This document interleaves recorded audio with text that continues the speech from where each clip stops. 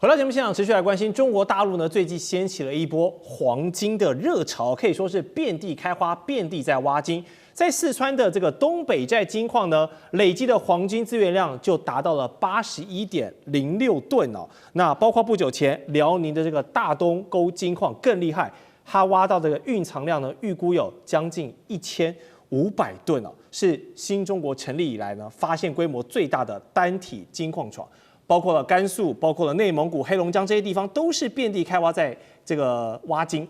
那麼這份世界黃金協會的統計數據呢，就顯示2024年的這個全球黃金生產國，第一名毫無疑問是中國嘛，達到了3800的公噸，第二名是俄羅斯，也有330，抱歉。那麼第三名是澳大利亞，也有290公噸。所以呢，參考這個上述的積極作為，還有中國大陸這個黃金量已經是好幾年都是第一了，未來勢必也會持續的增加。大家都知道，大炮一響，黃金萬兩。我們現場兩位將軍一定很了解這個背後的運作邏輯，所以我們先請張教授分析，中國大陸現在大量囤金背後，真的是為了大炮要一響了嗎？我認為它會大量搜刮黃金，因為中國大陸現在這個黃金儲備只有2304公噸，大陸14億人口就2304公噸。美國多少？美國3億4千萬人口啊，但是美國的黄金儲量是8133公噸，你看美國就很多啦，美國是中國大陸的3.5倍還要多哎。那我們現在從3方面來看，中國大陸會大肆搜刮黃金。第一個，中國大陸現在的國民總生產是18兆，美國28兆，中國大陸剛好就是美國的2/3，美國的2/3，美國有8133公噸黃金，你乘以2/3就是5500公噸，現在美國就2300，中國大陸就2300，一半都不到。你繼續，你按照這個經濟體量來比嘛，你要到5500公噸才能夠符合你的，你不是18兆嗎？每一年不賺18兆？美國是28兆嘛，總生產，大家拿總生產來看，這個是數字是很清楚的嘛。对，你現在就2300公噸，所以繼續補。第二個，這是國力的象徵。我黃金多，我不要管是銀本位、金本位，我黃金多代表我國力啊，對不對？鈔票大家都可以印嘛，我們拼命印鈔票嘛，那鈔票就不值錢了。黃金不會，黄金就是不一定就那麼多。是，那所以我就認為，按照國力的象徵，第二個，它就會在這個地方大肆收買黄金。中國大陸，你持那麼多美債幹嘛？你的外匯存底3兆幹嘛？這全買黃金了嘛，對不對？1兆美元不是我們講1億美元可以買1公噸的黃金，那你買黃金就好了。第三個，我認為就長遠來看，所有的幣值都是通膨，錢會越來越不值錢，美元也會越來越不值錢。你都通膨，當然會不值錢嘛，對不對？那通膨，那什麼會值錢？黃金有沒有說哈？黃金在貶值的。你黄金本身我就買了嘛，你黄金都是慢慢穩定上漲，永遠你從以前拉到会有波动沒有錯，但是一直波動往上波動哎，它不是往下波動，是往上爬哎。黃金從來沒有說一直往下波動的哦，原來這樣子啊，因為黃金不怕通膨，最抗通膨的就是黃金，是那這樣子你要不要買？所以我們從這3方面來看的話，中國大陸我認為還繼續會有黃金。我認為它如果沒有到達5500公噸的黄金，現在就2300嘛，是它不會終止，最起碼是5500公噸以上才能夠符合比例原則。好，用這個國家大數據的表現來看啊，張教授認為還會持續的累積，背後就有很多的作為了。那除了積極開採金礦，另一方面，中國政府跟民間也是大量的來購買黃金，很有挑戰這個美元本位的味道。從幾個動作可以看出端倪，包括向親中的國家招手說：“你们來把黃金儲備放在我們這個上海的黃金交易所吧。”還有為在香港機場要成立一個貴金屬金庫，未來更可能要建立所謂的離岸黃金中心哦，甚至是讓人民幣的交易呢，能在國際的黃金市場來提升影響力。所以美中貿易戰開打之後，我們看到中國一手拋美債，就像剛剛教授講的，一手買黃金啊，這就是現在最明確的一個國家戰略的訊號。但結合金融面上，或者說美元地位呢，會產生哪一些關鍵的影響？中國大陸最近的確在快速的拋售美債的持有，從原來的第一持有的外國機構變成排名第3。那同時，它也在增加黃金的這個購買跟儲備。可是呢，以這個速度跟相關的趨勢，其他的因素看起來哈，美元大概還在眼前短期之內，它的這個地位哈還是難以撼動。首先，我們看美元的美國的外債哦，其實38兆，這已經是非常高。但在這裡面呢，大概外國不管是政府還是個人還是基金持有的比例，大概占24%，將近9.3兆。那其他是美國的內部的這些機構、個人啊跟企業持有。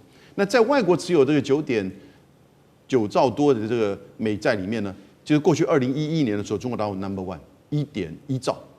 那現在呢，縮水的只剩下在今年1月的時候只剩下7600億，可是大概到8月底的時候呢，來到了7005億，所以一下少了600多億。這光是這一年，每一年都在減少。如果從2011年到現在看起來，已經減少了46%以上，所以這是一個有策略性的在減少。排名第一是日本，日本在增加，現在是1.19兆。英國呢，大概是8600億。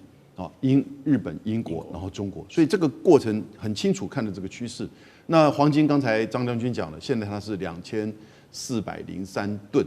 那可是呢，這裡面很重要一個數字，就跟大家參考。中國大陸黃金的儲備只佔它整個外匯儲備的7%，你就可以想象非常低了。是，一般其他的国家有的时候可以高到70%。哇，大概平均也会有50%左右。哦，那真的是。因为黄金就比较保值嘛。是。所以这個就是一個中國大陸可以持續就是說擴展黃金持有的空間。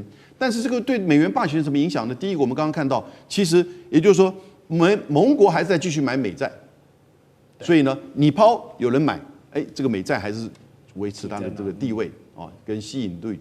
那第二個就是美元的使用度大概還是85%以上。在大部分的國際貿易的交易，中國大陸的人民幣現在是在增加，來到了5%到8.5%，是有增加，但是還有一段距離。那第三個就是講的黃金，黃金很有趣味的。剛才張律師講了，美國用了多少？8000噸。那越來多人買黃金，黃金的價格就會怎麼樣？提高，提高。那美國的黃金不是最多的嘛？全世界最多的儲存。那美國的黃金越多，那美元的地位就更穩固了。所以這有一點蠻弔詭的。那它的美債繼續的那麼多，但是美國的黃金也這麼多，那因此你再怎麼少買美債，你黃金變貴，它美國的黃金也增加，所以呢，這個當然就會看到國際貿易的這個比例上大家還是以美元為交易，短期內還是這樣一個現象的。不過大的趨勢已經看到了變化。了解。好，現在中國大陸全盤在準備的，其實還不止黃金啊。我們說3大戰略物資，另外2項石油跟糧食呢，現在也是積極的作為。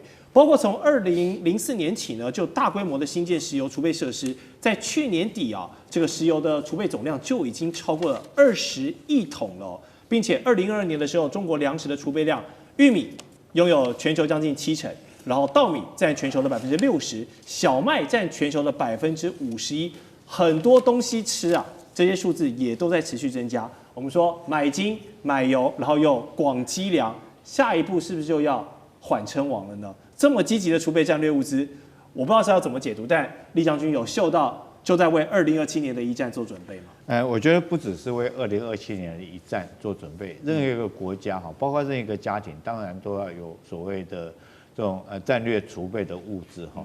那我們看一下這3樣東西來講，如果說一旦這個不管是家庭或一個國家，萬一碰到黑天鵝來講的話，那如果說你沒有預做準備，沒有預存必要的這種物資來講的話，當然就會臨時會措手不及哈。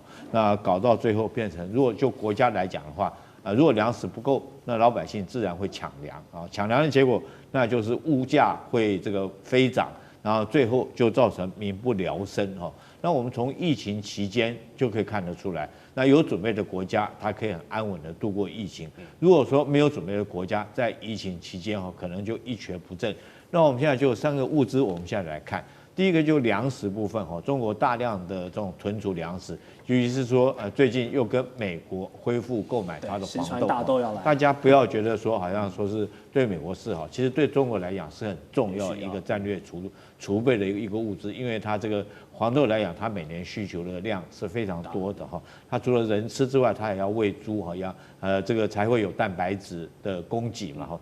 那在這方面來講的話，如果說是以糧食來講的話，中國大陸可以存儲的量可以到7.3億這個萬噸哈，裝滿的話，如果說它倉庫裝滿的話，可以夠他全國14億人吃2年的時間，所以是絕對沒問題的。萬一碰到饑荒啊，或者是天災啊，絕對可以應付。那這個石油來講的話，當然它的石油存量從12億到20億桶哦，可以充足有6個月的存量。那世界各國大概只有3個月。那就黃金來講的話，當然剛剛前面2位也大概還有一半的水位。